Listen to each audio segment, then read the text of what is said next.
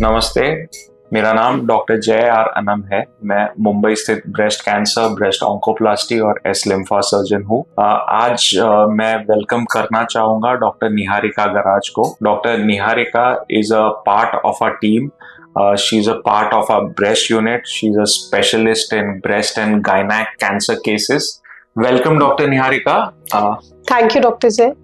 आज हम in general जो हम बातें कॉफी रूम में करते हैं उसकी आपको एक झलक देना चाहते हैं, और कुछ मिथ्स रहते हैं जो हम डिस्कस करते हैं कि पता है आज पेशेंट ने मुझे ऐसे पूछा, आज ऐसे पूछा, तो ये क्या मिथ्स रहते हैं और हम वो मिथ बस्टर ये सेशन लाए हैं।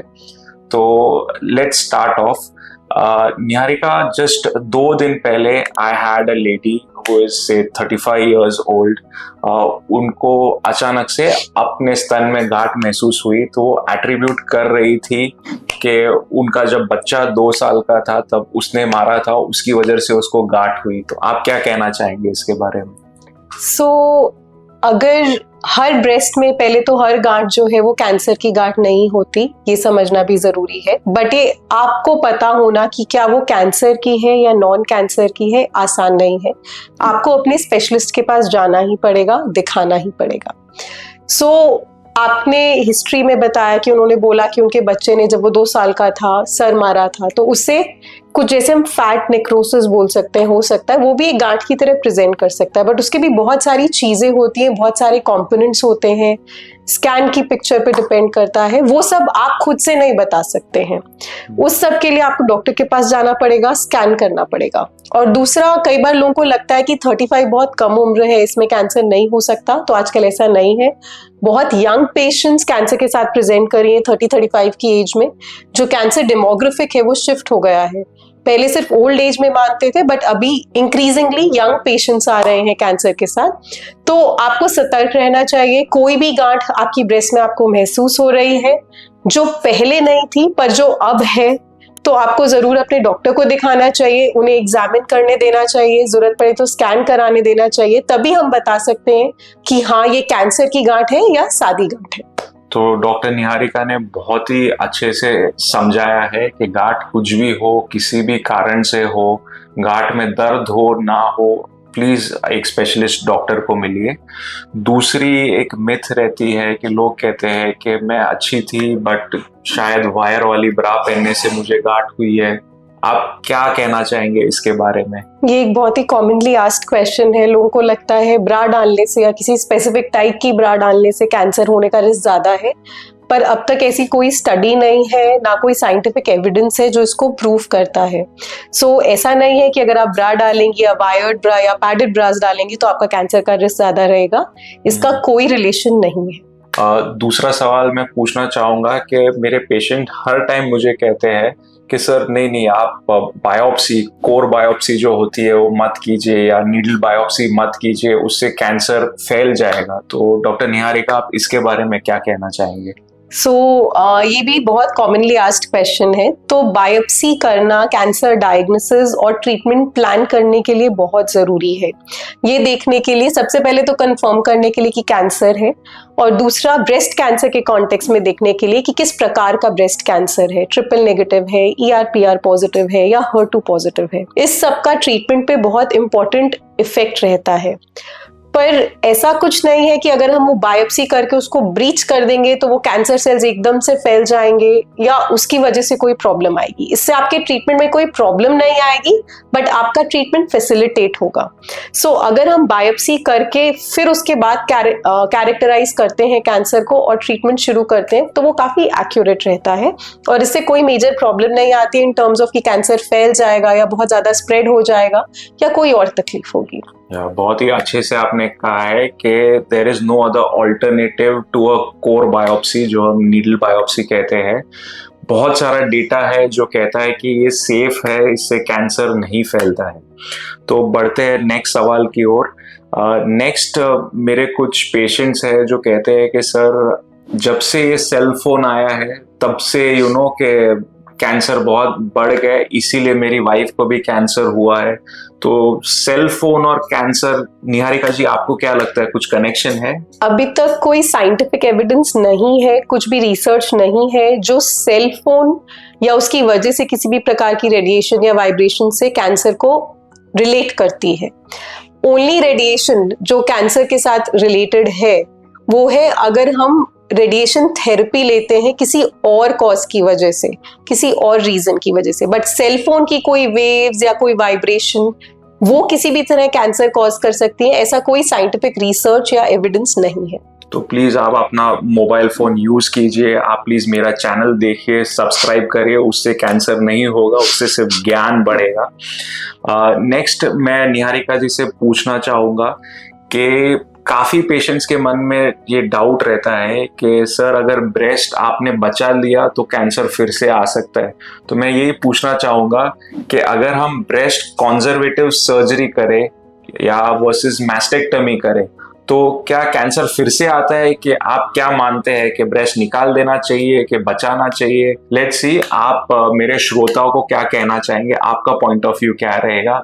मुझे भी बहुत बार ये सवाल पूछा जाता है कि आप कह रहे हैं कि ब्रेस्ट बचाने का ऑपरेशन संभव है, पर क्या वो ज्यादा रिस्की नहीं है? तो मेरा एक ही जवाब रहता है कि ब्रेस्ट बचाना और पूरा ब्रेस्ट निकालना एक बराबर है ऑन्कोलॉजिकल सेफ्टी में, ऑन्कोलॉजिकल टर्म्स में, प्रोवाइडेड आप अपना ट्रीटमेंट कंप्लीट कीजिए।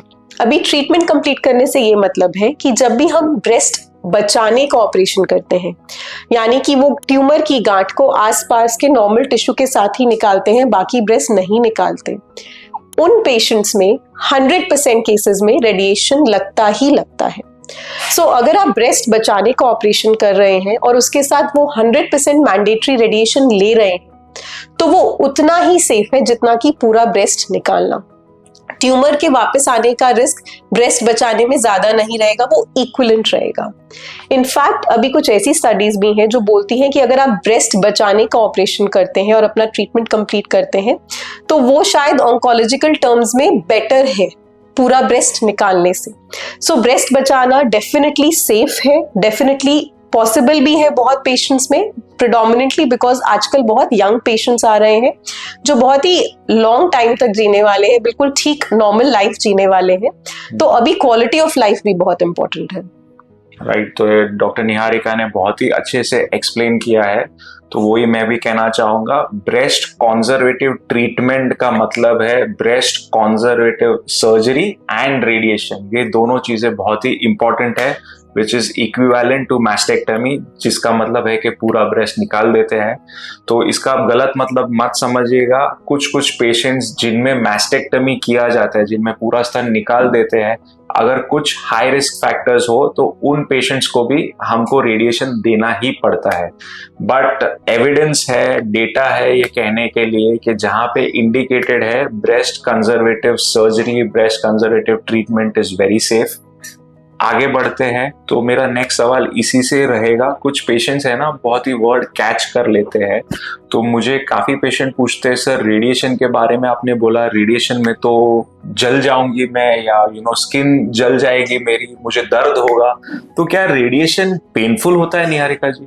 रेडिएशन बिल्कुल भी पेनफुल नहीं है। रेडिएशन थेरेपी मतलब आपको एक मशीन में एक बेड पे लेटाया जाएगा और आपकी छाती पे कुछ किरणें दी जाएंगी, आपको कुछ महसूस नहीं होगा। बट ये certain number of cycle, certain number of fractions आपको कंप्लीट करना होता है। आजकल रेडिएशन को डिलीवर करने के बहुत अच्छे तरीके हैं जिसमें minimal to minimal side effects रहते हैं। पेन बिल्कुल नहीं होता है। कई बार रेडिएशन लगने के बाद स्किन का थोड़ा स्वेलिंग रहता है या थोड़ा रेडनेस रहता है या थोड़ा पिगमेंटेशन इंक्रीज होता है, बट ओवर टाइम वो भी सेटल हो जाता है। पर ये सब भी आजकल बहुत कम है। ये डेफिनेटली पेनफुल नहीं होता है और एक बहुत ही इंपॉर्टेंट कंपोनेंट है आपकी ट्रीटमेंट का। सिर्फ इस डर से कि रेडिएशन लगेगा, अगर आप सोच रहे हैं कि आप ब्रेस्ट बचाने का सर्जरी नहीं करें तो ये ठीक नहीं है। रेडिएशन भी एक प्रोसेस है पर इतना डिफिकल्ट नहीं है। सर्जरी के बाद ये भी उतना ही सेफ है। तो अगर आप ब्रेस्ट बचाने का सर्जरी करना चाहते हैं पर रेडिएशन से डर रहे हैं तो बिल्कुल नहीं घबराइए, आगे बढ़िए, ब्रेस्ट बचाने का सर्जरी कीजिए, रेडिएशन खत्म कीजिए, it will be completely worth it. तो हम फिलहाल बात कर रहे हैं सर्जरी रेडिएशन के बारे में, पर डॉक्टर साहब आपने तो मुझे कीमोथेरेपी के बारे में बताया ही नहीं। क्या मेरे कैंसर में कीमोथेरेपी चाहिए नहीं चाहिए, उसके बारे में आप क्या कहना चाहेंगे? तो सब कैंसर्स में कीमोथेरेपी लगे ऐसा जरूरी नहीं है। कैंसर तरह तरह के होते हैं, ER-PR positive, triple negative, HER2 positive. Depending on आपको कौन से प्रकार का कैंसर है, कौन से स्टेज पे आपका कैंसर है, लिम्फ नोड्स पॉजिटिव थे या नहीं, ट्यूमर का साइज कितना है, डिसाइड होता है कि कीमोथेरेपी का जरूरत है कि नहीं।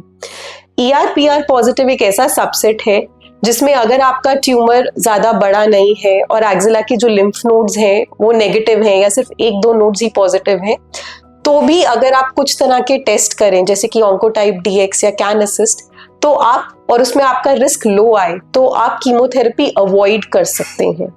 सो ट्यूमर थोड़ा बड़ा होने के बाद भी अगर आप एक फेवरेबल सबसेट में फॉल करते हैं तो कुछ टेस्ट के बेसिस पे आपका रिस्क असेस करके कीमो अवॉइड किया जा सकता है। सो ऐसा बिल्कुल जरूरी नहीं कि हर पेशेंट को कीमो लगेगा। तो thanks a lot doctor Niharika, बहुत ही अच्छा लगा आपसे बात करके। अगर आपको और भी कुछ डाउट्स है, क्वेश्चंस है, तो आप प्लीज नीचे दिए गए कमेंट सेक्शन में लिखिए, मैं या मेरी टीम जरूर आपको संपर्क करेंगे। मैं एक नेक्स्ट एपिसोड भी लाऊंगा जहां पे हम ये डॉक्टर निहारिका से चर्चा शुरू रखेंगे। Thank you. Thank you.